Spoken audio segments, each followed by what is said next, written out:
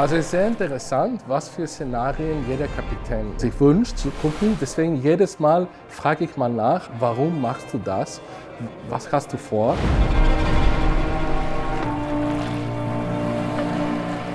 Es geht nicht darum, kriege ich es hin, sondern wie reagiert jetzt das Schiff. Owner's Hour. Dann kommt der Kapitän mit etwas, wofür du nicht vorbereitet bist. Diese Sea Trial, diese Probefahrt, es gibt viele verschiedene Punkte jeden Tag.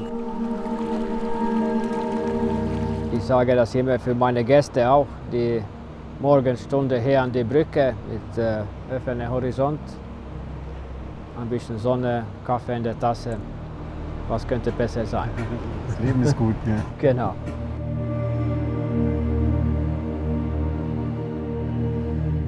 Also das ist viel schwieriger, wenn du stehst dabei und ein anderer macht der Manöver. Aber das kann man eigentlich nur machen, wenn du bist selbst sicher, dass du weißt, wie es geht. Da ich Ausbilder bin, ist es auch wiederum was eher Normales für mich, dass man die Manöver jemand anders fliegen lässt, ja, und dann halt einfach aufpasst, was passiert da. Und das macht auch Spaß. Wir machen auch Ausbildung für unsere Staffkapitäne und die Steuermänner auch. Und das ist sehr wichtig, weil eines Tages dann wird diese Leute auch Kapitäne wahrscheinlich sein in einem Schiff. Und so habe ich auch selbst gelernt. Ich hatte gute Kapitäne gehabt und ich habe viel Manöver mit dem gemacht und ja, so geht es weiter. Die machen noch diese Crabbing-Manöver, also die Schiffe geht seitwärts und mit, ich glaube, das sieht so aus wie eine Geschwindigkeit von 3 Knoten. Und ja, das ist nur zu probieren, wie viel Leistung man braucht und wie viel Geschwindigkeit seitwärts kann dieses Schiff eigentlich erreichen. Und jetzt macht die Bugstrahle Stopp, aber mit dieser Masse geht das Schiff natürlich noch weiter. Und zum Bremsen, dann müssen wir natürlich unsere Maschinenkraft in die umgekehrte Richtung benutzen. Und das machen wir, glaube ich, jetzt. Da sehen wir jetzt die Welle von den Bugstrahlen, alle 4 Bugstrahlen in voller Kraft. Und dann wird das Schiff langsam gestoppt werden.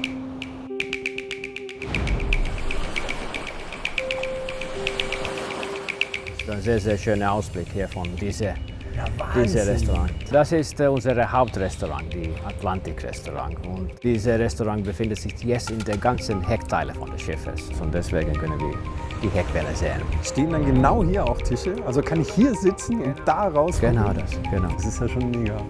Und oben auch? Ja, oben auch, ja, genau. Also du hast ja so schön gesagt, wie man sich das jetzt so vorstellen kann, was man schon erahnen kann. Und es ist ja total Baustelle noch. Einerseits ist ja alles nicht fertig, aber man sieht natürlich, die Grundsachen sind durch. Das Faszinierende ist natürlich auf jeden Fall die Sicht. Und wir haben jetzt ja nur so ein paar einzelne Fenster, die offen sind.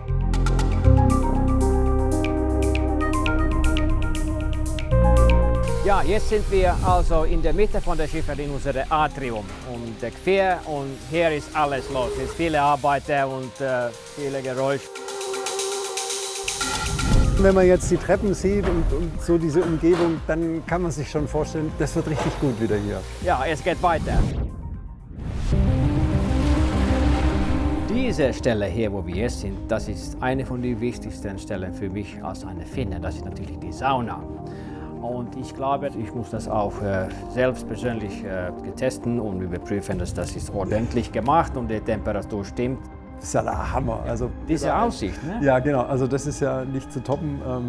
Ich glaube, ich bleibe einfach hier, bis die hier die Temperatur hochmachen und mache hier meinen ersten Saunagang.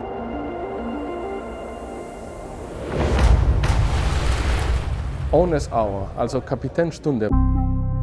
Also es ist sehr interessant, was für Szenarien jeder Kapitän sich wünscht zu gucken. Deswegen jedes Mal frage ich mal nach, habe ich auch mit Kapitän Jan dieses Mal gemacht, warum machst du das?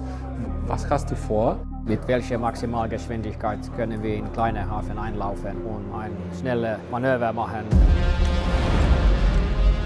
Are you ready? Okay, we are going. 60-60, swinging. Wie die sich Gedanken machen, wie sie die Ports stellen, wie sie mit dem Fass umgehen, mit wie viel Umdrehungen, welche Drehzahl, wie weit gegeneinander, wie weit parallel. Das ist total interessant, weil es gibt ja ganz viele Möglichkeiten, das Schiff zu drehen. Und die suchen ja gerade nach einer, die möglichst einen engen Turn gibt. Wirklich wunderschön. Das war ohne Bugstrahle, nur mit den Assipods. Also dieses Schiff dreht wirklich schnell in einem ganzen kleinen Platz. Also solches Schiff zu manövrieren, das ist wirklich gut.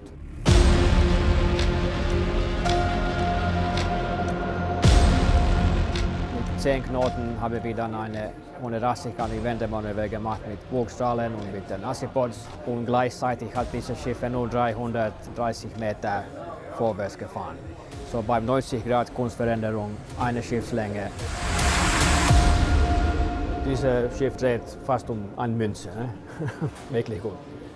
Wirklich gut.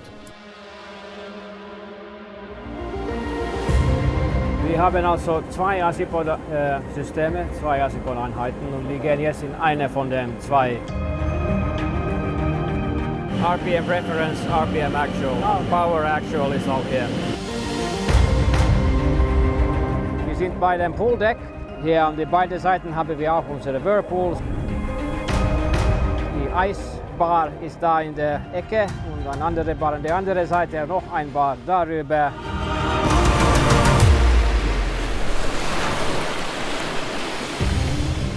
It's a major milestone for us that we are kind of verifying that ship is seagoing.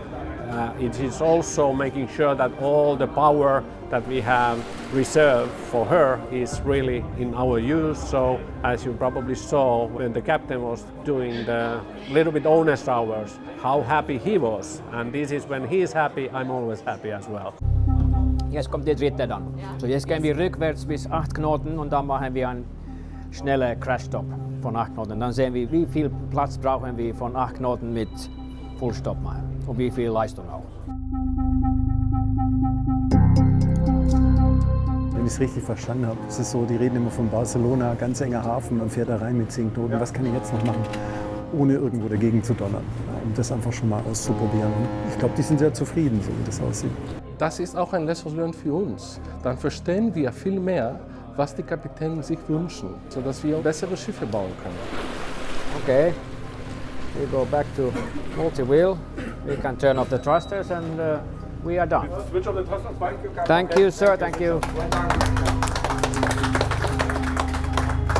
Of course, it's coming to my feeling and all the commitment and the dedication what the teams have been done is amazing. Every time that we are at sea with our crew staff, with our managers, with our workers, is something that is very emotional.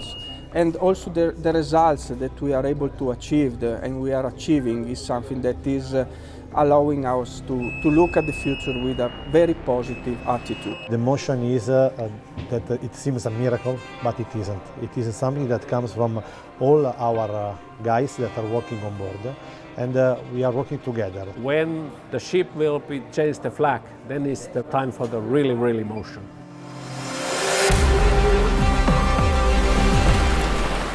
Ein großer Moment, natürlich ist das so.